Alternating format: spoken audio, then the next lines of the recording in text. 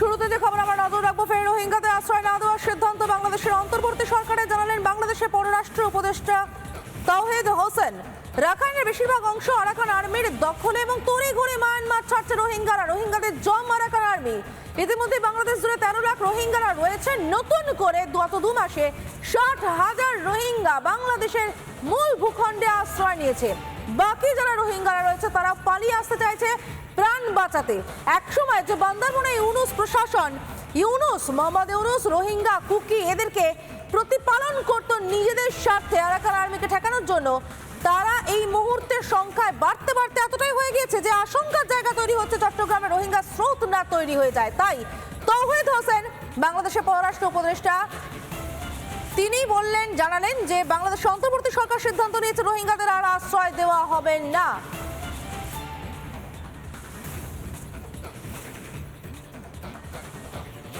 কখনো কখনো এমন দাঁড়ায় যে আপনাদের কিছু করার থাকে না।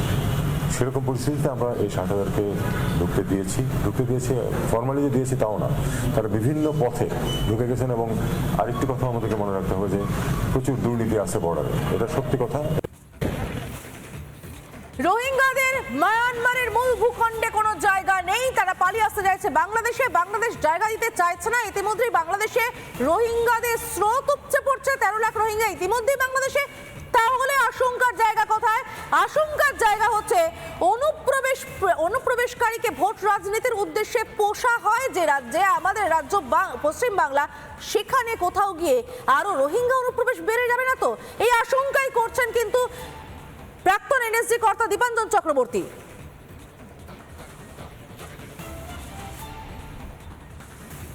বাংলাদেশের অখণ্ডতা আমাদের মাথা ব্যথার কারণ নয়, কিন্তু যেরকম ভাবে এই ইউনুস নিজের চেহারা পরিবর্তন করলো, রোহিঙ্গাদের আর জায়গা দিতে অস্বীকার করছে। এখন রোহিঙ্গাদের এই যে বিরাট একটা জনসমষ্টি, এরা না আরাকানে ফিরতে পারবে আর না বাংলাদেশে থাকতে পারবে। তো আমাদের চিন্তার কারণ ভারতের, সেটা হচ্ছে এখানে অনুপ্রবেশটা বেড়ে যাবে ভারতবর্ষে।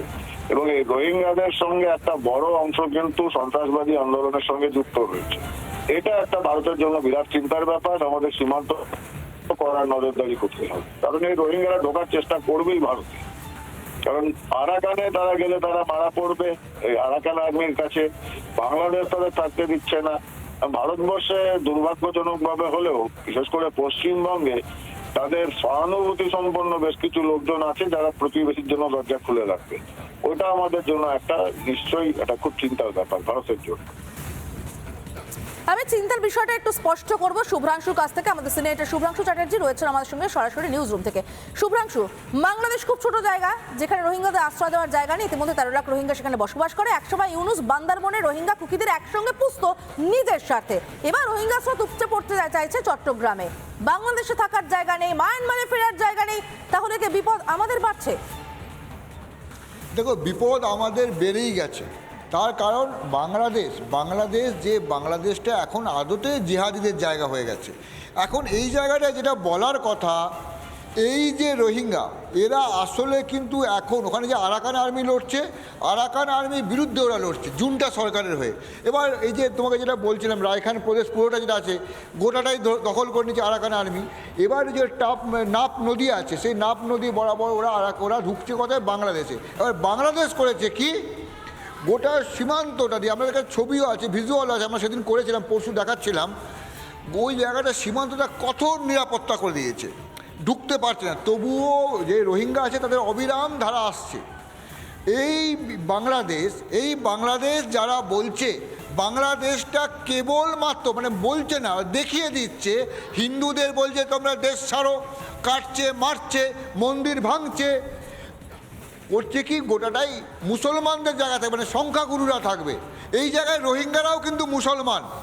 এখন যেটা সমস্যা হচ্ছে, বাংলাদেশের যে নিজস্ব ভূমিখণ্ড, সেই ভূমিখণ্ডে রোহিঙ্গা আগে থেকেই আছে। এবং বাংলাদেশের যে অর্থনৈতিক অবস্থা, সেই অর্থনৈতিক অবস্থায় বাইরের চাপ নেওয়ার জায়গাটাও কম। এবার ছলে বলে কৌশলে বাংলাদেশ যেটা করবে কি, বা করতে শুরু করেছে হয়তো, রোহিঙ্গাদের অন্য কোনো দেশে পাঠাবার চেষ্টা করবে।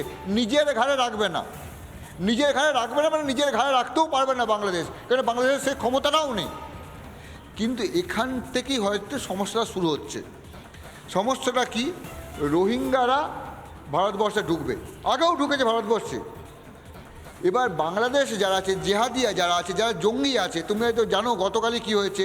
গতকালই ক্যানিং থেকে জঙ্গি ধরা পড়লো, আমাদের মুর্শিদাবাদে জঙ্গি ধরা পড়লো 2 জন হরিহরপাড়া থেকে। এবার রোহিঙ্গাদের কি ভারতবর্ষে ঢোকানোর জন্য বাংলাদেশে যে জঙ্গি বা জেহাদি যারা আছে, আনসারুল্লাহ যে গ্রুপ আছে, টিম যেটা আছে, এবিটিএ টিম, সেই টিম সজাগ হয়ে গেছে, সক্রিয় হয়ে গেছে। এরা এবার পাঠাবার চেষ্টা করবে, অর্থাৎ রোহিঙ্গাও যেমন ঢুকবে, জঙ্গিরাও তেমন ঢুকবে, এই আশঙ্কা থেকেই যাচ্ছে। আর এই জায়গাটাই ভয়ের, কারণ ভারতবর্ষের সঙ্গে মানে অন্তত পশ্চিমবঙ্গের সঙ্গে বাংলাদেশের সীমান্ত বিস্তর সীমান্ত, এছাড়া আমাদের ত্রিপুরা আছে, আসাম আছে। এই বাংলাদেশের এই কঠিন পরিস্থিতিতে ভারতবর্ষের কাছে সবথেকে যেটা বড় চ্যালেঞ্জ, যেটা কেবলমাত্র অনুপ্রবেশকারী ভারতে আশ্রয় নিচ্ছে সেটা নয়, তার থেকেও বড় যেটা ঝামেলা, জঙ্গিরা ঢুকে যায় ভারতবর্ষে এবং রোহিঙ্গাদের সঙ্গে মিলেমিশে জঙ্গিরা ঢুকবে। রোহিঙ্গাদের যারা মাথা যেটাকে বলা হয় অন্য কিছু বুঝিয়ে তাদেরকে জঙ্গি করে ভারতবর্ষে ঢোকানো হবে, এটাই ভয়ের সমাধিতা। ভয় তো নিশ্চয়ই রয়েছে, সে ভয়ের কথা প্রত্যেকে বলছে। শুভ্রাংশু, তুমি আমাদের সঙ্গে থাকো।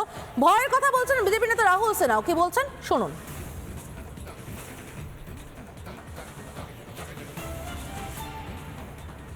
সরকার রোহিঙ্গাদের আশ্রয় না দিলে কি আছে?